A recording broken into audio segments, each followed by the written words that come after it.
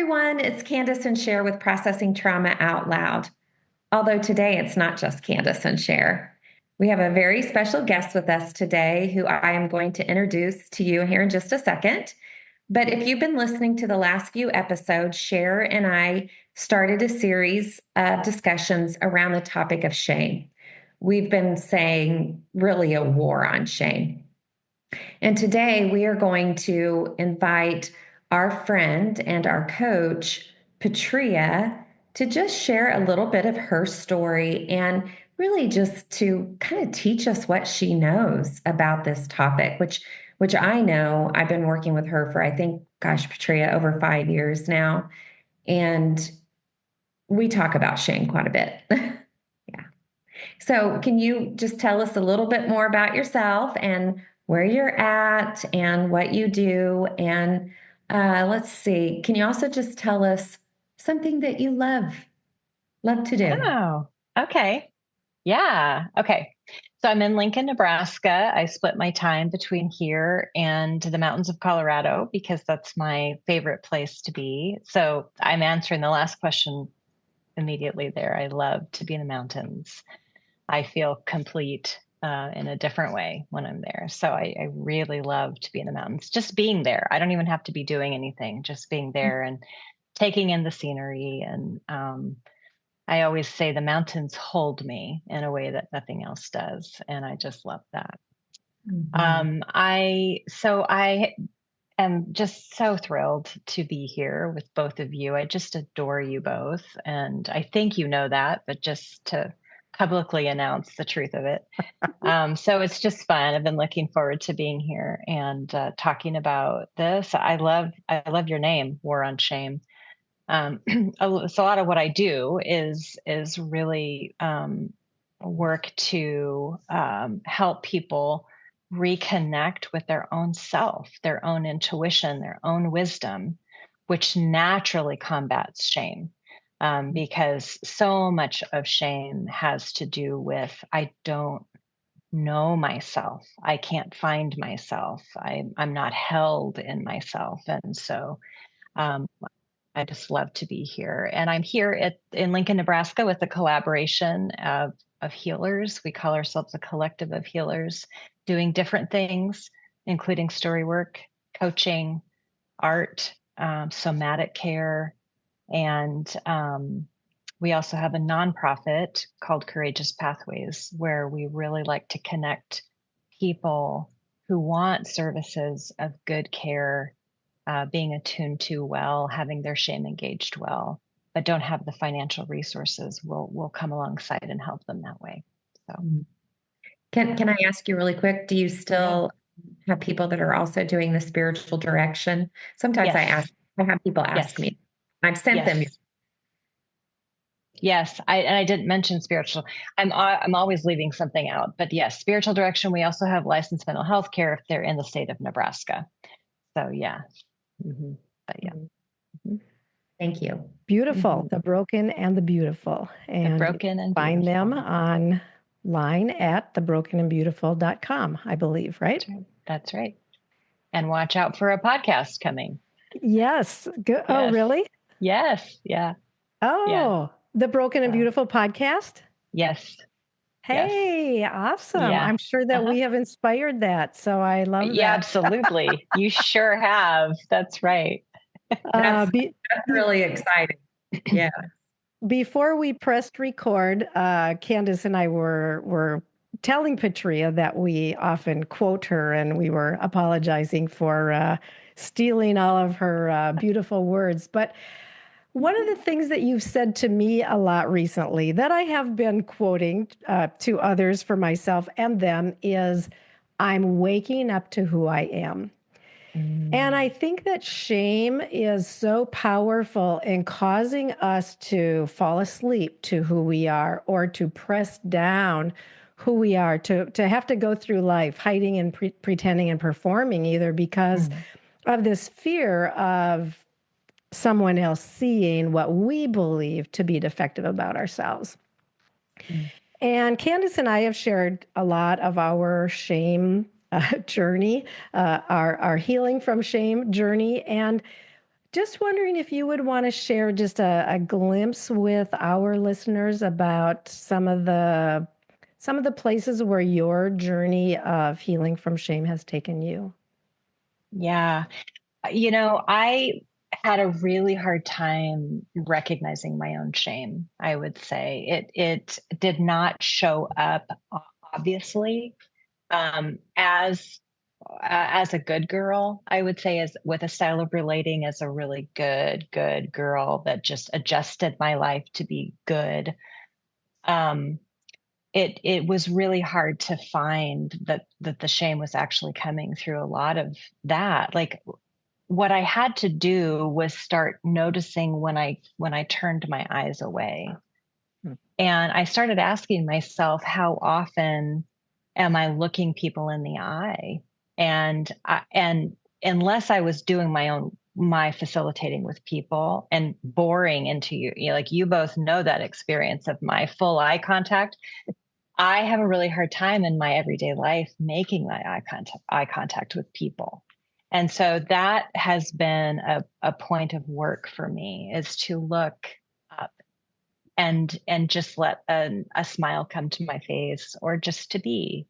And it's how that has actually probably, as simple as that sounds, that's probably helped me to combat my identity shame more than anything else. Is just to look up and look for eyes and make eye contact. And it's been good. Hard, but good. Mhm. Wow. I love that you mentioned that, or that you're sharing this, and we were just talking before we press record about how, Yeah. and maybe you can talk a little bit about this, but how children at, I think you said 15 months, begin to look away. Yeah, it's either 15 months or 18 months. Start experiencing the feeling of shame. And that is a sense of, so quintessentially, this might not be exact, but stereotypically, quintessentially, it would be if my mother's voice changes toward me, if I've just done something that she says no, her voice changes and it changes from softness, is if I look up at her, is she still going to be gazing at me with love? Or can I still crawl into her lap and feel her holding me? Or just, as an infant or a young toddler, it's the connection with the mother. And shame says, no, you won't get that. And it starts very early. That that experience of shame starts very early. Yeah, it seems there's when you have shame with a connection to like this punishment, and Mhm. that punishment is I withhold from you. Mhm. That's different than helping your child develop a healthy sense as they grow older that I may have to discipline you for things that could hurt you or hurt others, but I'm going to stay connected to you because you are worthy of that. Yes. And remember that shame has everything to do with the gaze. So Mm. if you think about Dr. Dan Siegel talks about everyone's born looking for someone looking for us, right? It's every child is born looking, understanding there's going to be someone looking for them. Like shame is not in that innocent brand new infant. And so it's about the gaze. It's will your gaze um, be there if I look back? And shame says you just have no, like it won't. You've been too bad, or you're too much, or that was too wrong for you to be able to be seen and loved and accepted and soothed for who you are. Yes, and we actually talked quite a bit on our previous episode about my experience from our retreat in October, Mm-hmm. Patria, and how Mm-hmm. the gaze of love was so impacting for me in a moment when I was just being really where I felt so much shame. Yeah. And I think, and you actually drew the group to that. I think you invited me, can you look into each person's face and see? And it was literally that gaze that enabled me to breathe again and got me grounded. And yes, I just would like to stay on this topic about turning our face away. And I think that, as children, we can, like you're talking about, as an 18-month-old, you can see this happening when they begin to look down or look away or look up, hopefully. Or as we mature, we find all these ways that we can hide that, or that we make it more difficult to expose our shame. And so, we go through life really bogged down by shame, and we don't even often know that we are in a struggle with shame. I think for me, it was such a surprise when I started therapy, and this concept of shame actually started to be named. What are some of I'm just thinking about our listeners who might be thinking, do I really have shame? What does shame look like, or what does shame feel like? Or just wondering if you can address that a little bit. Mm-hmm. Yeah, well, I'm a definitions person, right? So I'm thinking, why don't we see if we can get a real clear definition on shame? And I'm just looking up really quick to see if I've got it in my languaging here, but I don't. But I want to read it before I answer that question. So let me just pull it up here. Are you actually, did you actually grab a dictionary with paper pages? I have my own, yes, I have my own. Good. All of my definitions that I've had help with. I can't take all credit for it, but so shame is an unpleasant emotion that can result from feeling like you've done something wrong or you've become unworthy. And so it's so shame is like, I think of it as like a pair of jeans. Like, I can't buy you a pair of jeans. I can't buy Kandace a pair of jeans, and you can't buy me a pair of jeans. Why? Why is that? Oh, I know what I like, and there ain't no way that you are going to find a pair that is going to fit me the way I like it. It's going to fit you. Yeah. Exactly. And me too, and the fit. And that is very true in these places, like where we're trying to explain what shame is or understand personally what shame is. It's so particular to our stories. So we have to think about shame in relationship to something. So where do you feel shame means what do you have rules about you should never engage in, or you should always engage in? Or where do you feel your inner self pull back when you're just moving toward joy, or you're just moving toward freedom, or just starting to experience a sense of self? And there's a pullback, and like, oh, did I say too much? Oh, I shared too much. Oh, I shouldn't have worn that outfit. Oh, whatever the case may be, it's particular. And it's so for listeners, I would say just start noticing where you feel the contraction in yourself that might not be perceivable until you start observing where that is. For me, it's around my joy and kind of silliness. I love to laugh. And I would say that my kind of like absolute delight, my favorite thing to do is just laugh and giggle, and for no good reason. And I grew up with a bunch of brothers and siblings. But over time, for whatever reason, that became like a sense of, I was not controlled enough. I was losing self-control when I would just giggle or laugh. And so that tends to be where mine shows up for me. Or if I'm not dressed to the hilt, or if my hair's a little off or something like that. So again, it's all particular. And I don't know if that was too long of an answer, but those things all came to mind. No, it's not too long of an answer. And now I know what I'm going to invite you to more of. Okay, let's Yeah, go. I just, yeah, that part that feels shame over being silly, being goofy, um, being lighthearted. Like, I want to invite you to more of that.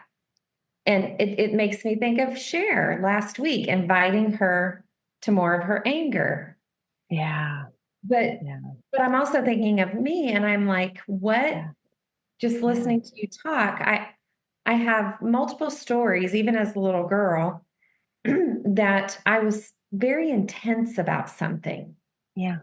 very serious about something. I remember having to change schools from third to fourth grade. Well, my friend group was kindergarten to third grade. And so that felt fatal to me, even though Right. it was the same town, it was a different school. And I remember having this conversation with my dad and stepmom, and just listening to you talk, I'm like, oh, there that is. I was so intense about my feelings and my grief and my anger. And yet there was a shame because what it's just no big deal, right?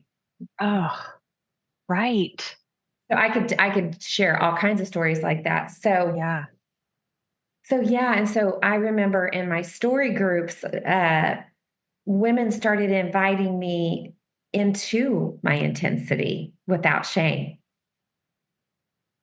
And I'm still on that journey, but I don't know. It's just it feels really sweet to me when we know each other at that level that Yes.